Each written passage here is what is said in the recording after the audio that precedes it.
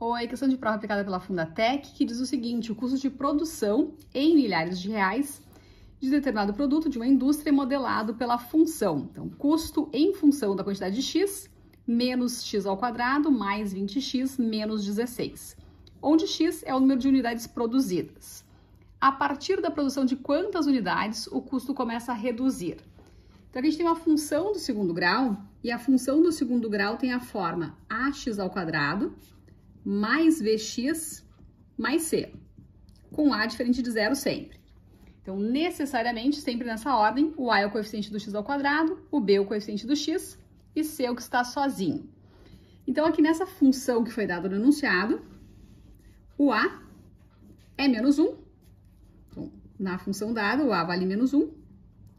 O b vale 20, que é o coeficiente do x, e o c é menos 16, que é o termo independente, é o que está sozinho. Então, aqui a gente tem uma função do segundo grau e o gráfico disso é uma parábola, que neste caso é côncava para baixo, porque o coeficiente do x ao quadrado é negativo.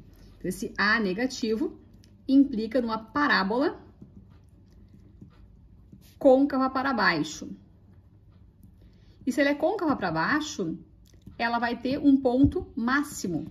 Então, o gráfico dessa parábola fica assim. E o vértice, então, é o ponto máximo que essa função assume. O que o enunciado pede? A partir de quantas unidades o custo começa a reduzir?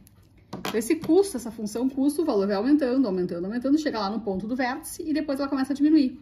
Então, o vértice é o momento em que ela vai começar a mudar o comportamento da curva, né? Até aqui ela é crescente, ela vai aumentando e depois ela vai ser decrescente. Então, quando é que começa a reduzir? No vértice. A gente tem que saber quem é o x do vértice aí nessa função. X do vértice é menos b sobre 2a. Quem é o b? É 20.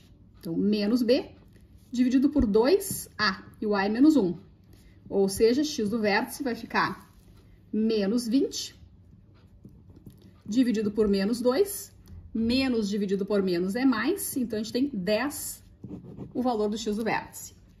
Qual é a pergunta? A pergunta é, sempre voltar no enunciado, né, para saber se a gente já terminou, se a gente já respondeu o que foi pedido. A pergunta é a partir da produção de quantas unidades o custo começa a reduzir. O que é o x? Justamente o número de unidades produzidas. Então, está respondida aí a questão. Precisa produzir 10 unidades para atingir esse custo máximo. A partir do 10, começa a reduzir. Então, nós temos aí como resposta a letra E é a correta nessa questão.